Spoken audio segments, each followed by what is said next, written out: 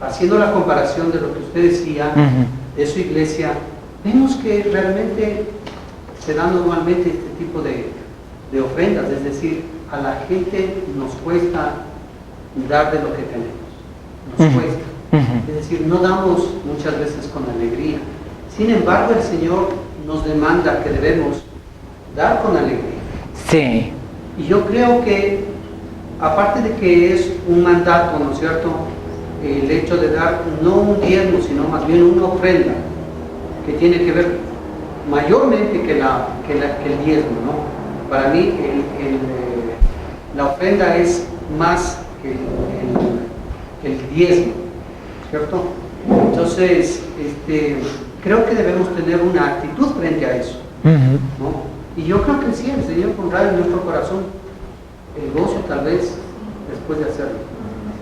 Pero es muy complicado, es decir... Es complicado. Sí, nuestro Dios es el Dios Mamón, entonces es muy difícil hacerlo. Sí, y yo, por ejemplo, no he dicho nada a nadie de lo que yo siento a veces cuando ve cuánto sale la ofrenda un domingo. Yo solo les comento que a veces sí me da tristeza como persona, pero no puedo conocer el corazón de las personas. Y no sé cómo está su situación económica tampoco muchas veces. ¿Puedo preguntar?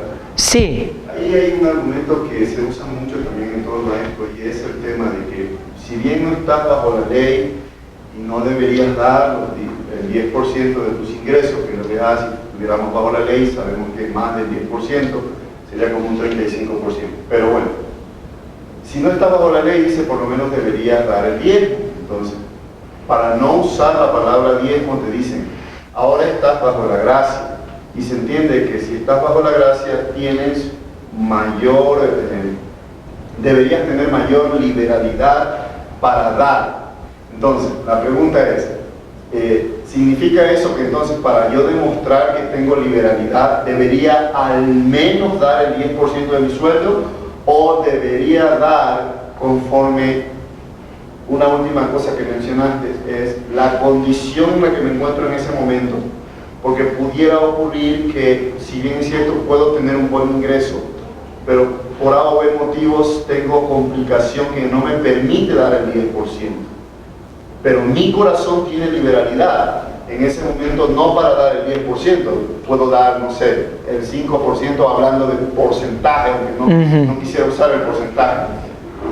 Pero eso para muchos no es válido, porque dicen que estás bajo la gracia y deberías al menos dar más de lo que soliera el diezmo, porque evidentemente estás en otro momento mismo. Sí, creo, como yo dije, Dios sabe cuánto podemos dar. Él sabe muy bien. Entonces, Dios no va a ver el porcentaje. Y así yo siento, no sé qué piensan los demás, pero creo que Dios no nos va a juzgar por no dar 10%. ¿Me equivoco o qué piensan? Bueno, alrededor del diezmo se han levantado imperios. Sí, no. Alrededor de la obligatoriedad y Sí, de no. la amenaza y del miedo, alrededor del tema del diezmo ha habido mucho abuso. Ah, sí. Indudablemente, ¿no? Sí, sí. Ahora, no solo antes, sino ahora también. Claramente se ve que piden el rol de pagos, y sobre eso están atrás de la gente del diezmo para asegurar precisamente ese fijo, por decirlo. Sí. Entonces, pero no, yo sí creo, como decía mi hermano, y tú también decías, o sea, finalmente el diezmo es un punto de referencia, digo yo. Sí, no.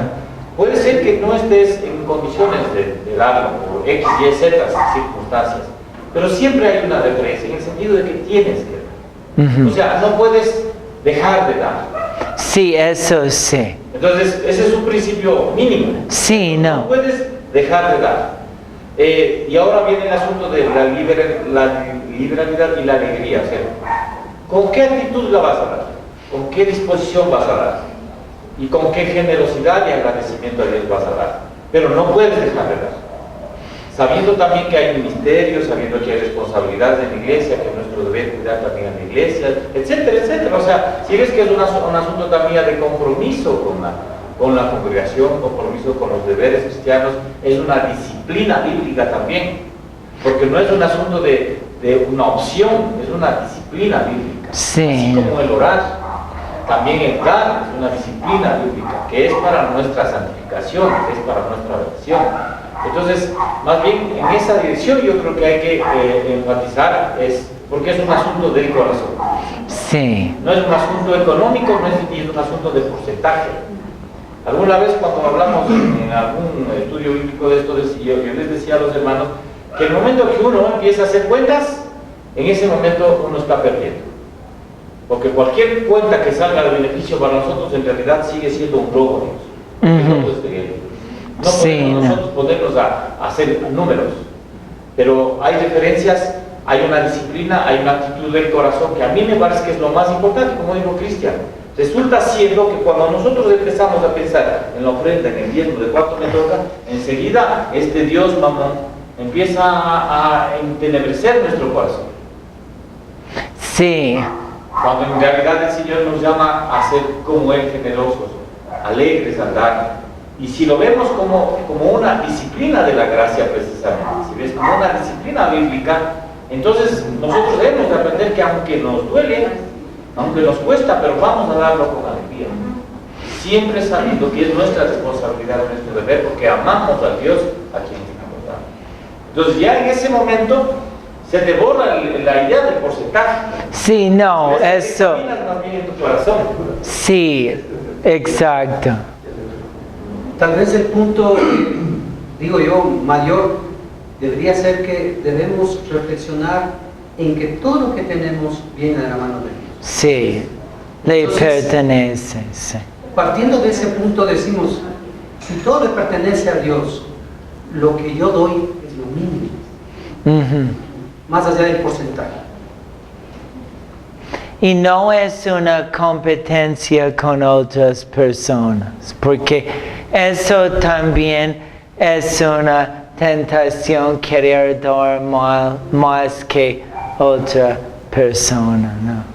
Una pregunta, sí creo que quedó un poco complicado, pero igual no quisiera saber sin preguntar, porque hay este versículo de Malaquías donde dice como que probadme en esto, y justo está hablando del diezmo, o sea, como que no, si no vas a abrir las ventanas.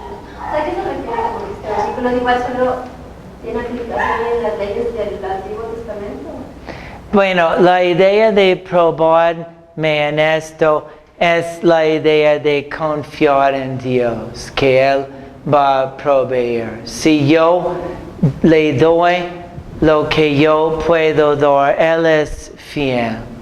Y así entiendo esa parte, ¿no? Ok, ¿quería comentar algo? Yo tengo una iglesia ahí, ¿no? O sea, los pastores son del comité. Sí. Siempre nos hacen las malaquías, ¿no? Sí. Entonces, claro que aquí dice así, ¿no? Que traer los diezmos. Entonces, todo eso, entonces nosotros, por ejemplo, yo he obedecido, ¿no? Todos los diezmos, el 10%. Lo que en verdad que a nosotros nos molesta es cuando cada momento insinúan decir el 10%, y pues ya sabemos, ¿no? O sea, entonces eso es lo que... Y hay hermanos que ya se van. No, ya sí. se van, porque se dicen, ya piden mucha plata, dicen, en esa iglesia. Claro, yo hice una iglesia, ¿no? Para hacer una iglesia, una pequeñita, ¿no?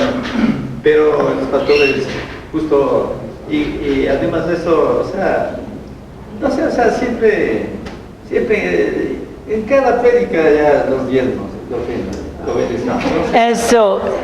Eso ya es un énfasis no saludable acerca de las... Yo, por ejemplo, así como digo yo sí obedezco como dice, 10%.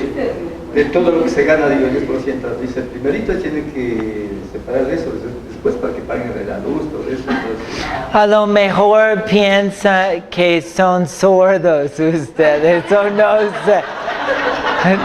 Pero creo eso no está bien. Como pastor digo que eso no está bien. bueno, Porque- ese punto, bueno, Ajá. yo sí le he dado con fe. Ya, Sí. Yo sí le he dado con fe, pero Dios me ha bendecido, eso Sí. Estoy de acuerdo, porque yo sí he tenido muchas bendiciones, ¿no? Entonces, Que sí. sigo dando, yo sí, pero hay otras personas que, los hermanos, que ya les molesta, dicen, no, se van, como allá hay 3, 4 iglesias, entonces se van a uno, al otro lado, donde no piden. Que usted da está bien, pero no debe estar en cada sermón, eso no. Ya. No Esa cosa, está. por ejemplo, yo soy la cabeza de ahí que yo, o sea, mi hija es la que fundó esa iglesia, o sea, recogió las almas de ahí, ¿no? Y trajo a los pastores. Okay. Entonces, Sí. por ejemplo, ahí hicimos un pacto para comprar un terreno. Y ahí hicimos pacto, ¿verdad? Cada quien, vino un profeta, ya dijo, bueno, ya cualquiera hacer un pacto para el terreno. Bueno, estamos de acuerdo, le dimos casi la mitad que le dimos. Entonces, pero eso ni siquiera, a mí me duele eso, ¿no? Porque yo sí que a veces digo, pastor, le digo, está de ver un terreno. Entonces, solo con, es así una iglesita así, pequeñita, igualita, Ujú. una pequeñita, ahí de cuatro, Ok. todo eso. Yo hice eso. Pero no se preocupa a comprar el terreno, yo sé que ya hicieron un pacto, ya. Ujú. Entonces, recuerdo se enojaron ahí habían, o sea, hermanos que se enojaron a salir. Sí. Entonces, no, todo eso me parece que ese pastor ahí dice. Es que eso cansa, realmente cansa. En capítulo 9 seguimos hablando un poco más. Solo quería topar un asunto en el versículo 14.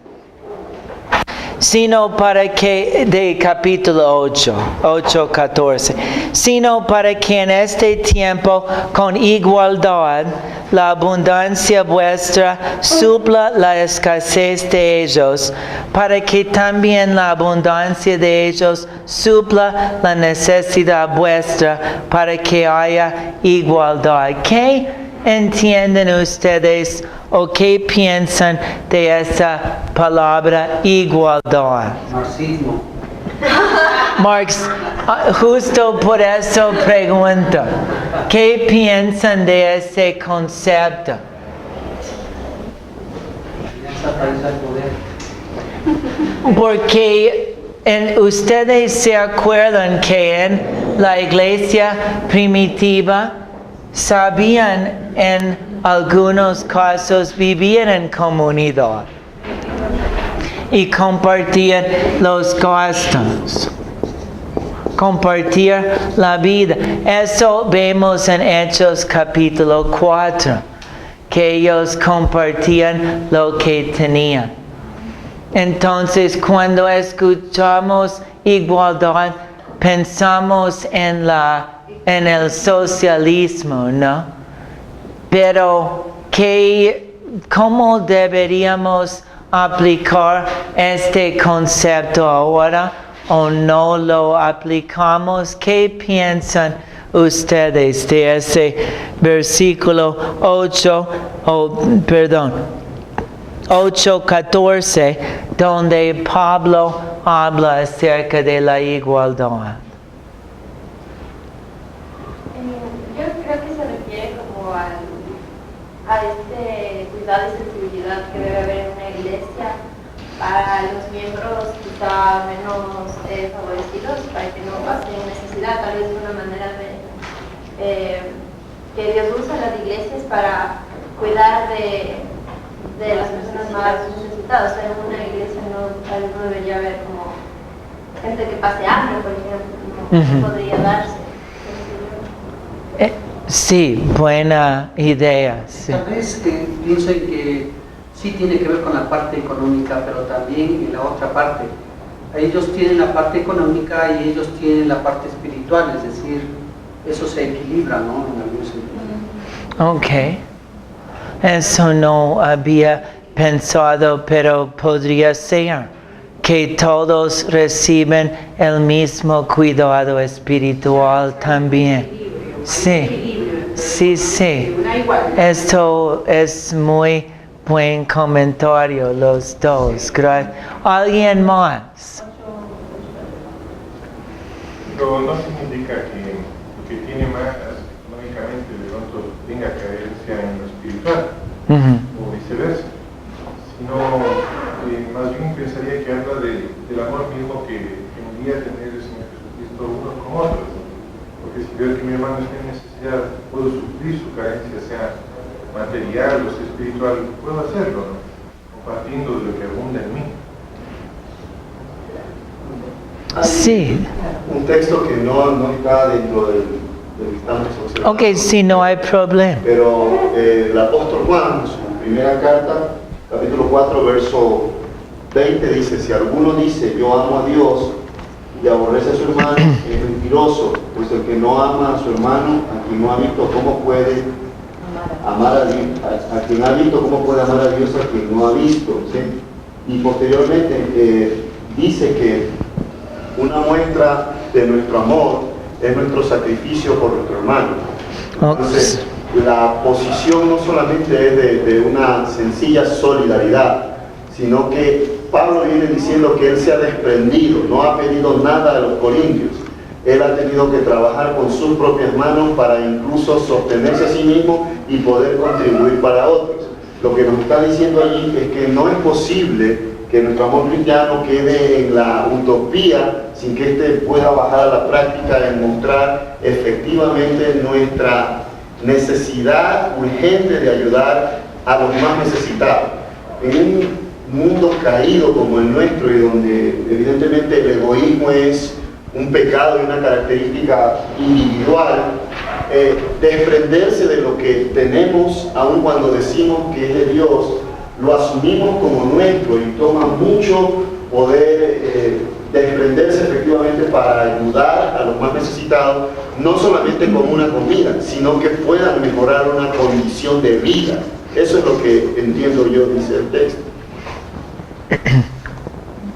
Eso, nuestro amor debe ser práctica, porque si no, realmente no es amor, solo son palabras. Y hay muchas maneras de hacer esto dentro de una iglesia.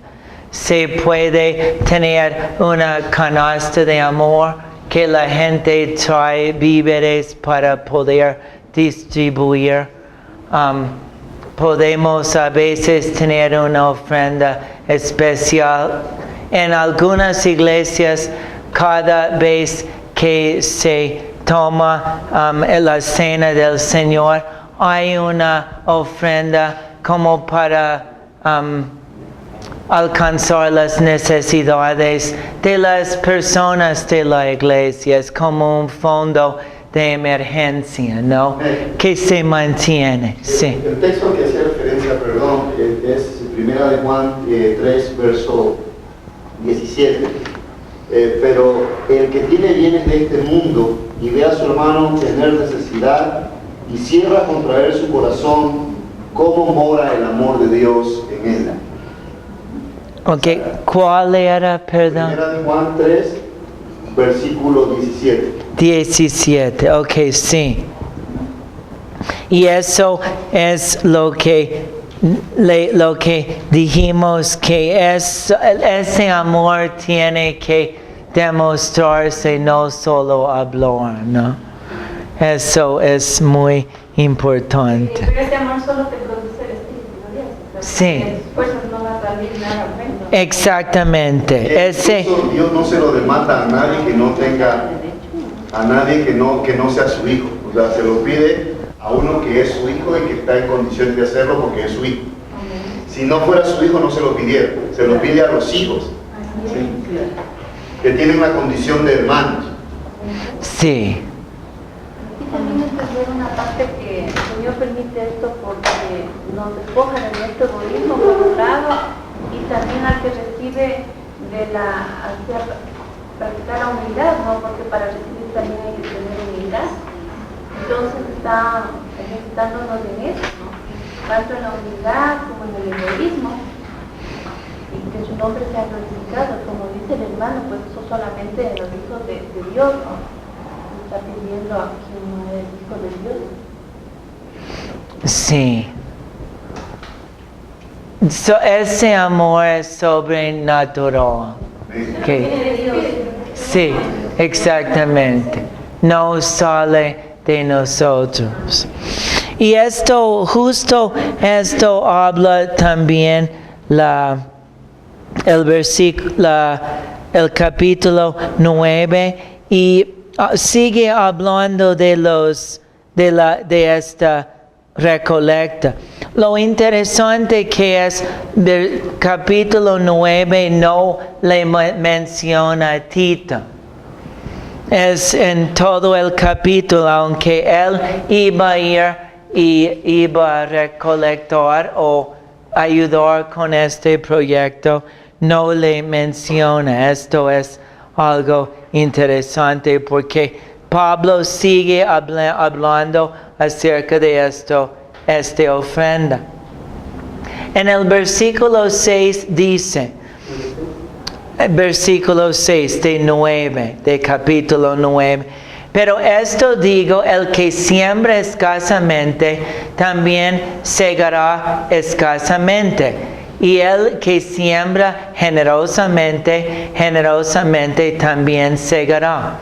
Se piensa que esta primera parte, donde dice el que siembra escasamente, también segará escasamente, era un proverbio de la agricultura en ese tiempo. O sea, un granjero pensaba si él sembraba muchas semillas que iba a tener una cosecha mejor que alguien, y eso creo es lógico, ¿no?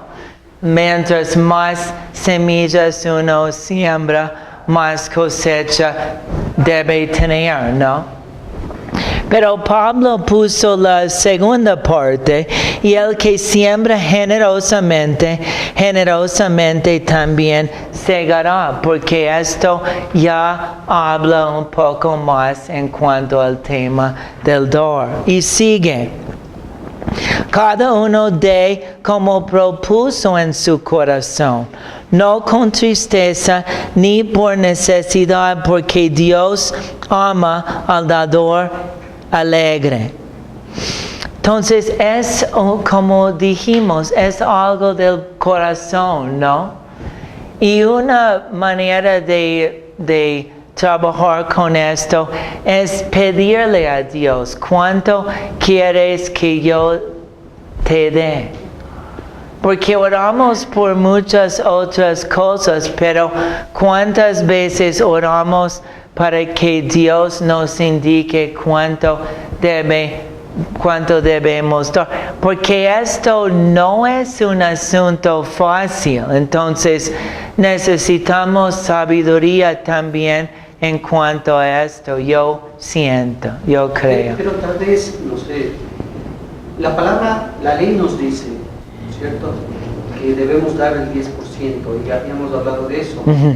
Sin embargo, creo que eso es como una base, por decirlo así. Es decir, tenemos que pensar en eso. Pienso que menos de eso no nos habla la palabra. Dice como hemos propuesto en nuestro corazón, pero lo que debemos proponer en nuestro corazón es como mínimo el 10%, sabiendo que todo lo que tenemos viene de la mano del Señor. Sí, yo comparto eso. Mis papás siempre daban el diezmo, pero no todos los cristianos pensamos de esa manera. Entonces, imponer una cantidad yo veo un poco complicado. Porque yo pienso es una convicción personal. Pero si estamos pensando como una convicción personal, Uh-huh. como algo que estamos pensando que debemos Sí. hacer cada uno, ya no estamos actuando bíblicamente. estamos actuando personalmente y la palabra ya nos determina qué es lo que debemos hacer. Bueno, el Antiguo Testamento sí habla del diezmo. Eso podemos decir. Cuando Jesús habló acerca de los fariseos en Mateo 23, Él mencionó que ellos sí diezmaban, pero su corazón estaba lejos de Dios. Entonces, es complicado, porque hay algunos que dan el diezmo, pero no dan con el corazón. Hay otros que dan 5% porque es lo que pueden dar y dan con el corazón. Entonces, ¿quién está bien? ¿El que da el diezmo pero sin el corazón? ¿O el que da lo que realmente puede con el corazón? Eso sería mi pregunta. Pero personalmente yo creo en el diezmo. Ahora hice todo como lodo, ¿no? Sin claridad, ¿no? Pero no es fácil. No es fácil. Para nada lo es. Bueno, para unos y otros, el mismo texto responde. Sí, ok. El mismo texto responde y dice, Sí. cada uno de como propuso en su corazón. Sí. Sí, no con tristeza ni por necesidad, porque Dios bendice al dador alegre. Entonces lo que nos está diciendo allí es que si en mi corazón Dios pone que yo debo dar el 10%, pues bueno, eso en mi relación con Dios está determinado y yo lo voy a hacer así. Pero el problema está en que muchas veces eso me puede hacer sentir a mí más espiritual que otro y recriminar su actitud de dar menos de lo que yo estoy dando. Cuando en el segundo caso está dando y está dando con liberalidad, está dando también con gozo, con alegría, porque así Dios se lo propuso en su corazón. Ahora, yo creo que cuando habla Pablo de esta manera, este texto, él como judío está pensando en la ley. No es que está dejando la ley, sino que base tenía él. No, porque precisamente él hace una observación en Gálatas y él dice que precisamente no podemos nosotros ahora los gentiles obligarles al cumplimiento de la ley. ¿Y qué decía la ley? La ley efectivamente demandaba que ellos dieran, no el 10%, repito, el 35%. ¿sí?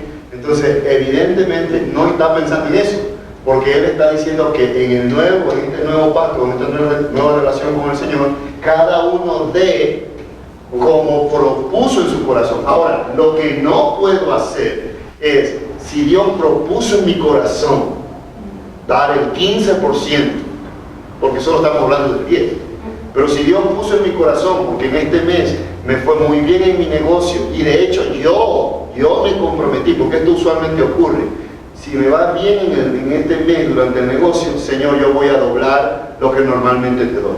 Yo propuse eso en mi corazón, ¿sí o no? ¿Quién me lo impuso? Nadie. Yo lo propuse en mi corazón. Hice el negocio, durante el mes me fue bien, y resulta que llegado el momento, a fin de mes, cuando recolecto todos mis ingresos, ay Señor, pero yo creo que el 20 está como mucho. Volvamos al 10 nomás donde estábamos antes. Esa persona evidentemente no está dando como propuso en su corazón. Ahora, yo creo que la palabra nos manda cómo, aún cómo debemos adorar, ¿cierto? Entonces, nosotros no debemos pensar en cómo yo creo que debo hacerlo, porque normalmente cuando nosotros pensamos en cómo nosotros creemos, nos equivocamos. Entonces yo creo que sí debe basarse de lo que dice la palabra, como nos manda la palabra. Debe ser una base. Ahora, lógicamente, que el que da, ¿no es cierto?, haciendo saber lo que dio la izquierda y la derecha, sabemos que eso es pecado. Sí, eso está mal. Pero sí, la palabra nos da una base como debemos hacer. Sí, y vamos a seguir estudiando esto, ¿no?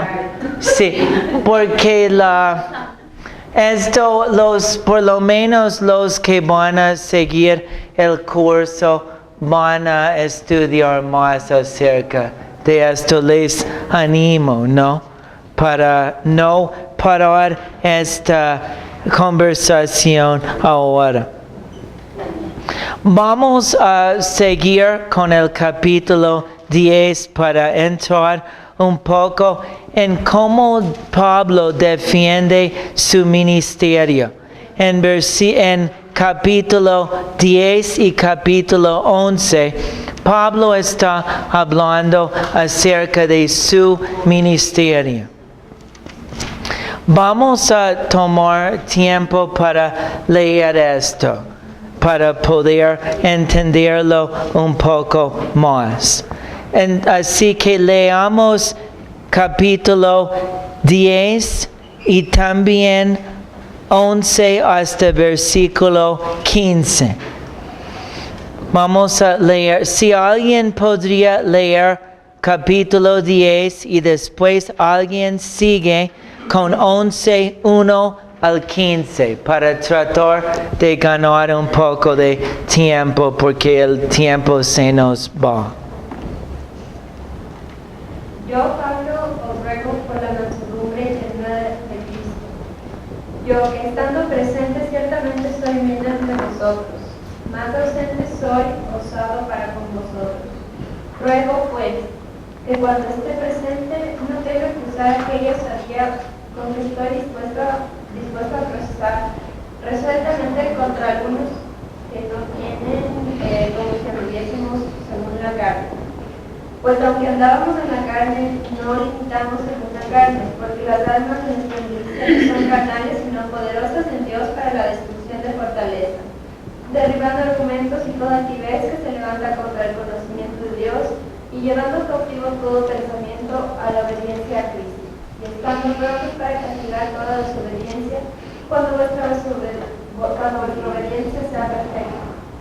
Miráis las cosas según la apariencia. Si alguno está persuadido en sí mismo que es de Cristo, esto también piensa por sí mismo, que como Él es de Cristo, así también nosotros somos de Cristo.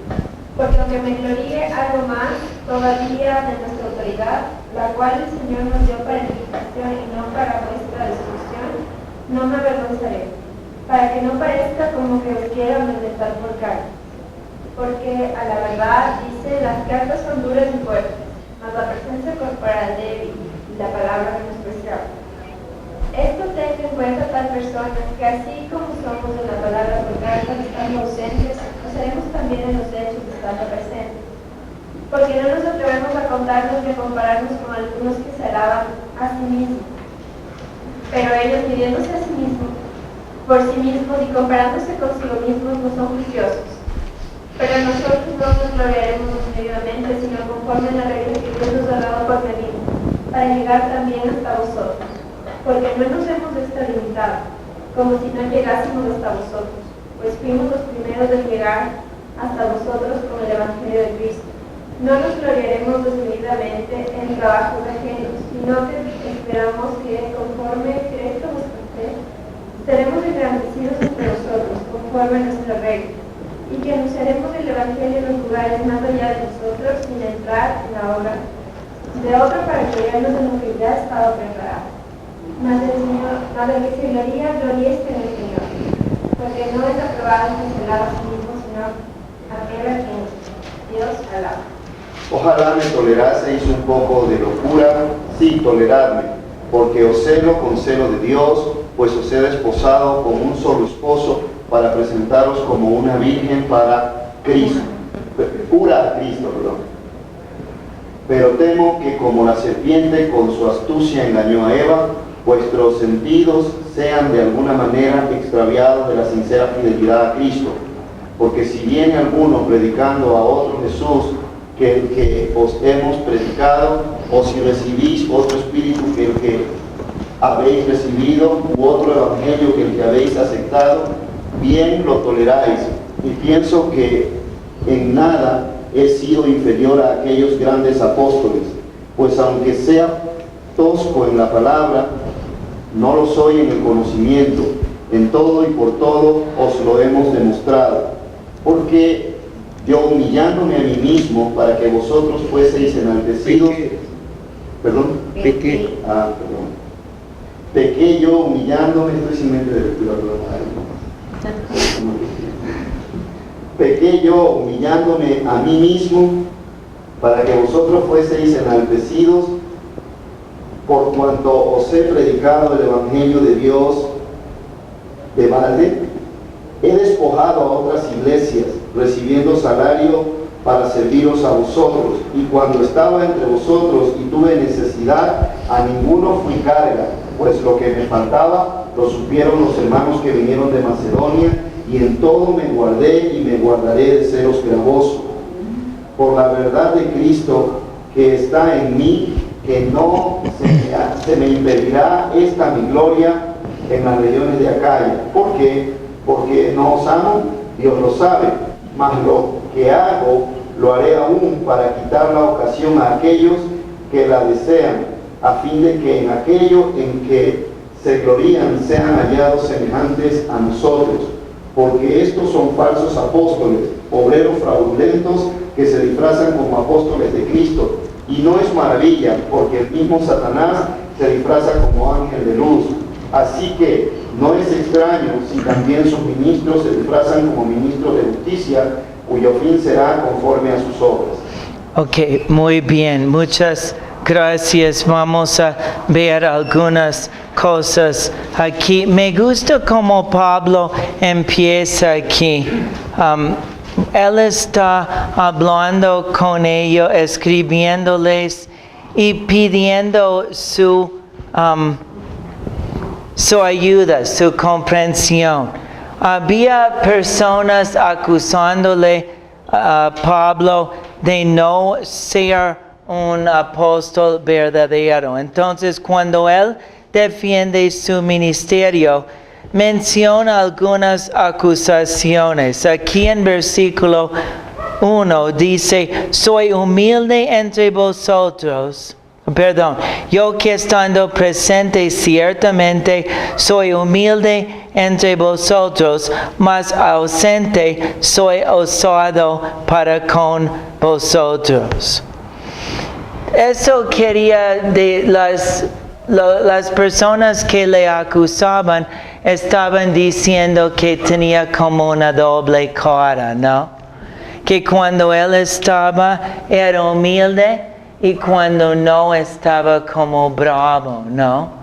O quería hacerles daño. Esto es lo que yo entiendo por eso. Cuando dice humilde o sumiso cuando presente y usado cuando ausente. Esto es como una respuesta que él da. Luego él habla acerca de todo lo que él hace en el Señor. Por ejemplo, versículo 5, dice, derribando argumentos y toda altivez que se levanta contra el conocimiento de Dios, y llevando cautivo todo pensamiento a la obediencia de Cristo. ¿Cómo será llevar cautivo todo pensamiento a la obediencia a Cristo? ¿Qué entienden por esa frase? Sujetándole a la palabra, a los pensamientos, o sea, viendo que estés de acuerdo con la palabra, porque los pensamientos nuestros siempre se van por donde quieren, ¿no? Entonces, ¿qué dice la palabra con respecto de esto? Y ahí sí poderle... Ok, exacto. A los pensamientos. Hasta los pensamientos tener como conforme a la palabra de Dios. Exactamente, eso es la idea. Y eso no es tan fácil, es más fácil controlar las acciones que los pensamientos, pero hasta eso Pablo trataba y con la ayuda de Dios a hacer eso en su vida. Vamos a versículo 10 un momento. Algo que alguien había dicho de Pablo, él cita aquí. Dice, las cartas son duras y fuertes, mas la presencia corporal débil y la palabra menospreciable. Es bien fuerte, ¿no? Lo que dicen de Pablo. ¿Qué piensan de eso? Que él en su presencia corporal era débil. ¿Eso ven ustedes en la vida de Pablo? Todo lo que sabemos de Pablo. ¿Era una persona débil en persona? Fuerte. Fuerte. Exacto. Él tenía que enfrentarse tantas cosas y no se flaqueaba. Él seguía, estaba allí hasta el último momento dando. Entonces, solo viendo esa acusación de Pablo, no podemos tomarlo mucho en serio. Igual, cuando dice la palabra menospreciable. ¿Se acuerdan cuando Pablo estaba en Atenas? La elocuencia que él usaba para hablar con los sabios de Atenas. Y aquí dicen la palabra menospreciable. Entonces eso no cuadra con lo que vemos de Pablo. Vemos que es más bien una acusación que no tiene sentido. Versículo 17. Mas el que se gloría, gloríese en el Señor, porque no es aprobado el que se alaba a sí mismo, sino aquel a quien Dios alaba. Entonces, si yo tengo como mucha altivez en mi vida, eso no es una persona aprobado por el Señor. Alguien que es muy orgulloso por lo que él hace, sino el que se gloria en el Señor. Capítulo 11, versículo 4. Porque si viene alguno predicando a otro Jesús que el que os hemos predicado, si os recibís otro espíritu que el que habéis recibido, u otro evangelio que el que habéis aceptado, bien lo toleráis. Y pienso que no ha sido inferior a aquellos grandes apóstoles. Aquí Pablo está diciendo que el mensaje que él había predicado era la verdad. Y si otra persona llegaba con otro evangelio, con otro Jesús, no tenían por qué hacerle caso. Esto es lo que Pablo dice. Y para terminar esta parte aquí que hemos leído, Pablo otra vez les recuerda de su amor por ellos en versículo 11. Él hace una pregunta y él mismo contesta, Dios sabe que yo les amo a ustedes. Porque tal vez tenía que ser duro con ellos. Tal vez tenía que hablarles algo que no querían escuchar, pero no tenían por qué dudar de su amor por ellos. Y luego habla directamente de los falsos apóstoles. En versículos 13 dice, se disfrazan como apóstoles de Cristo.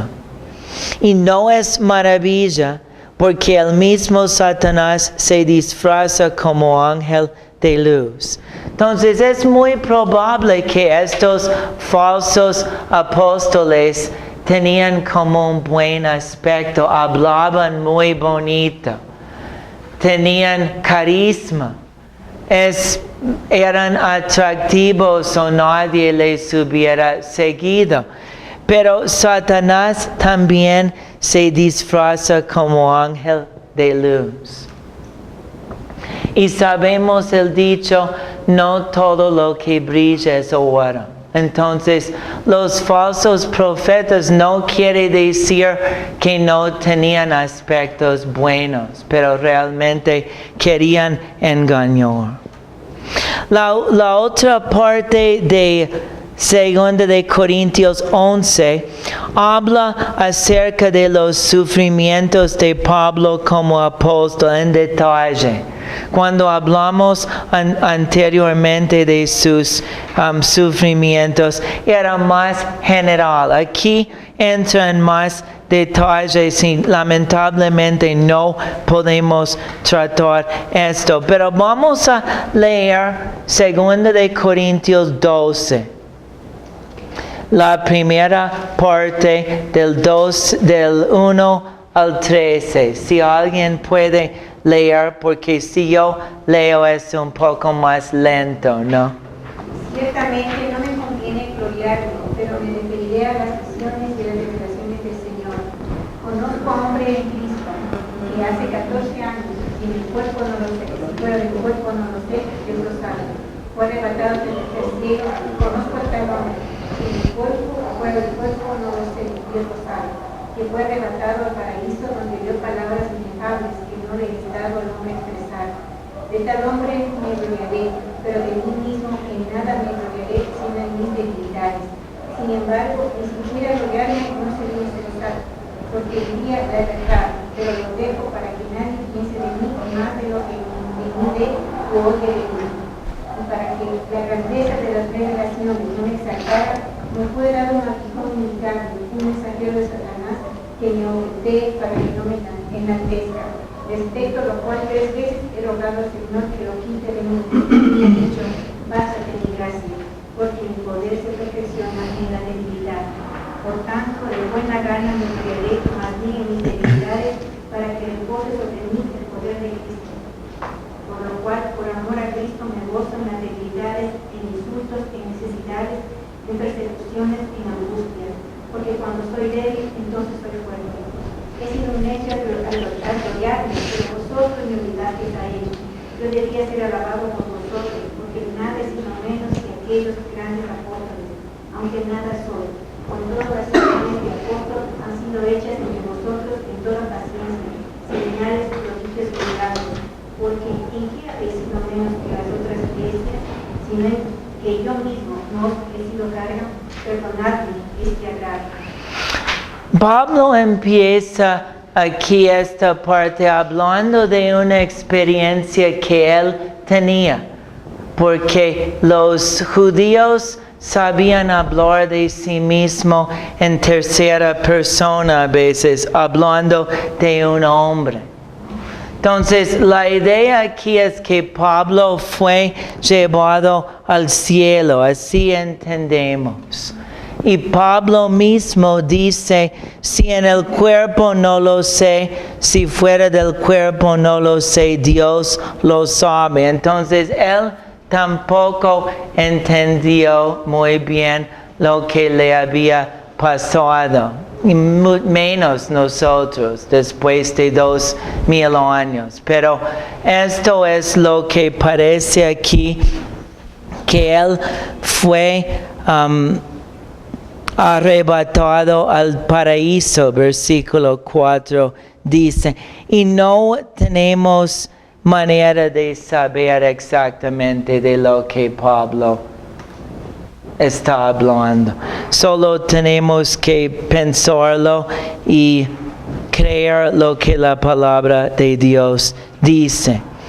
Pero es interesante porque después Pablo dice que él se gloriaba en qué, o en qué se gozaba.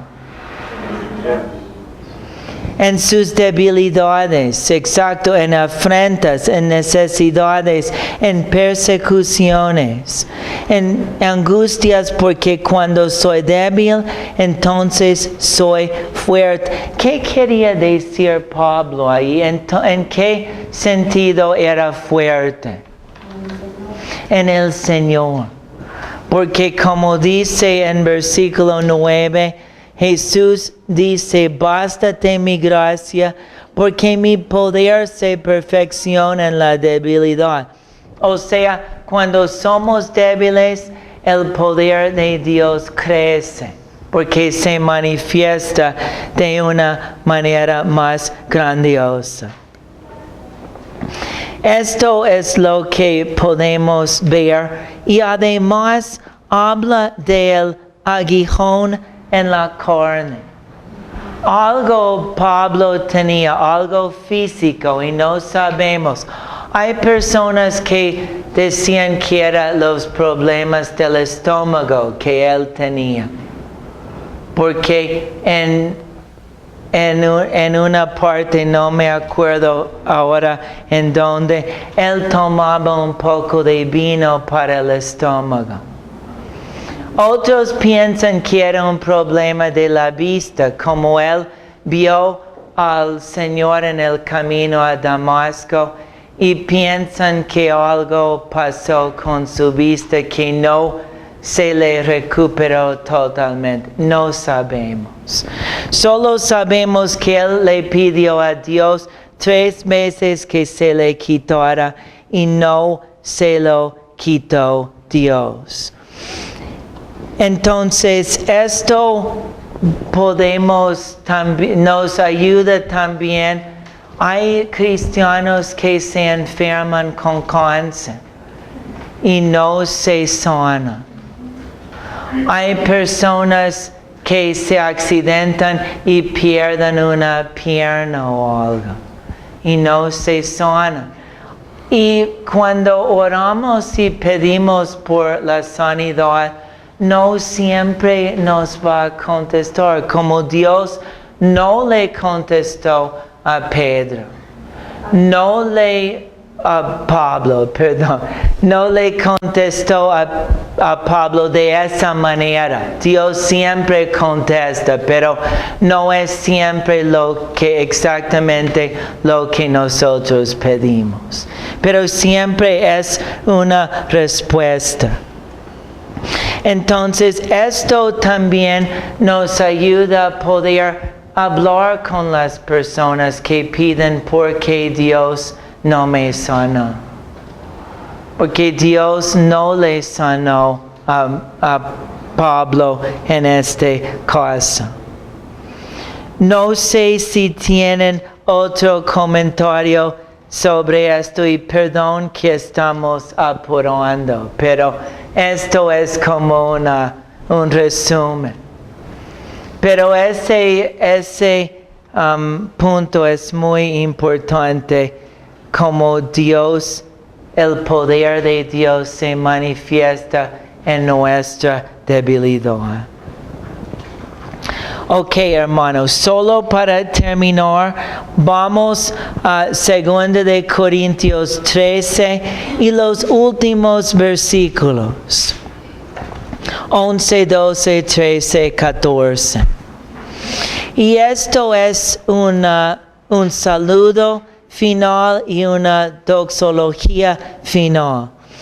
Entonces dice, por lo demás, hermanos, tened gozo, perfeccionaos, consolaos, sed de un mismo sentir y vivid en paz.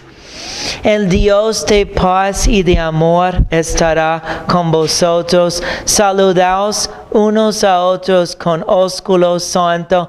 Todos los santos os saludan.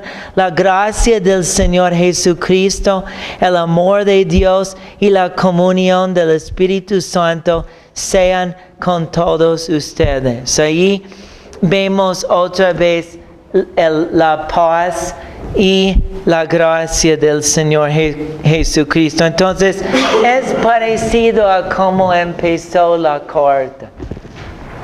Pablo está deseándoles todo lo mejor en la gracia de Cristo. Además, dice tener gozo. Tenemos que tener gozo en nuestras vidas.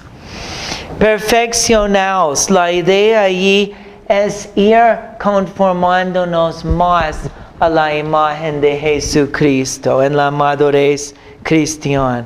Consolaos en los momentos difíciles. Y después un llamado a la unidad. Sed de un mismo sentir y vivir en paz. Tenemos que buscar estar bien con los demás, con nuestros hermanos en Cristo y también con las personas que no son cristianos. Y dice saludarnos. Ahora no nos saludamos los hombres con un beso, pero en ese tiempo sí. Pero sí podemos saludarnos en Cristo.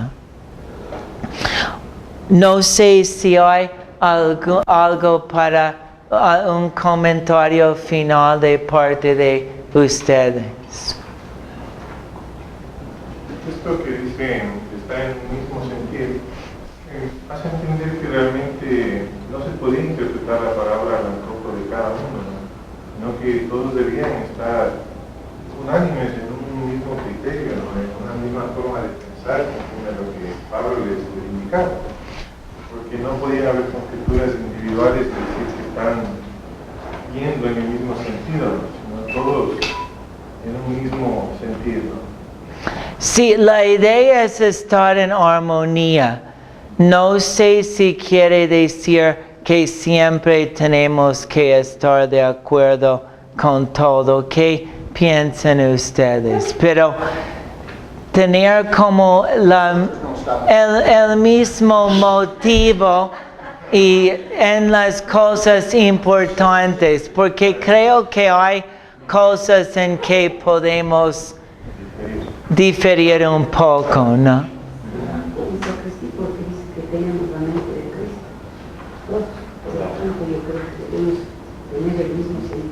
Ahora, es importante que difiramos muchas veces las cosas para que haya una mejor visión, ¿no?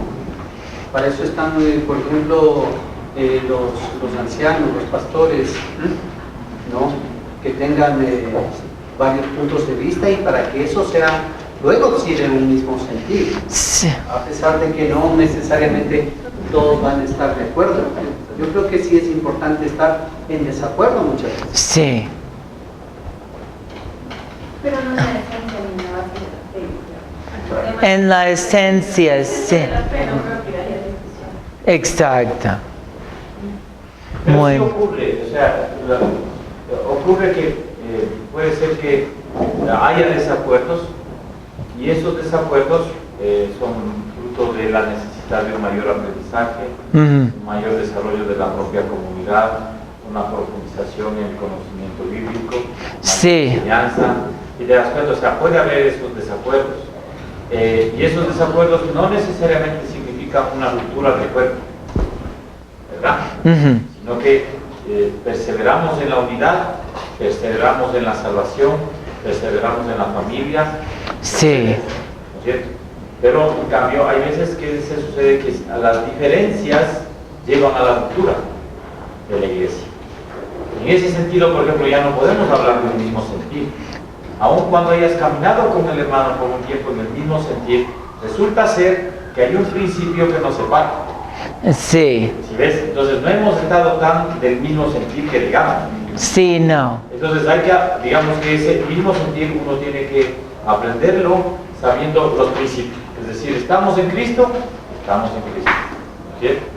Es de la familia de Dios, es del cuerpo de Cristo, no vamos a romper porque es uno de los principios bíblicos de la entrega de Cristo a la iglesia, de que no se rompe el cuerpo, etcétera. Así tenemos que ir estableciendo estos principios. Ahora, los desacuerdos siempre van a haber. Sí. Las rupturas son un problema, ¿sí? Porque en efecto es romper. ¿Se puede romper el cuerpo de Cristo? Evidentemente no ocurre. Entonces, no tanto un mismo sentido.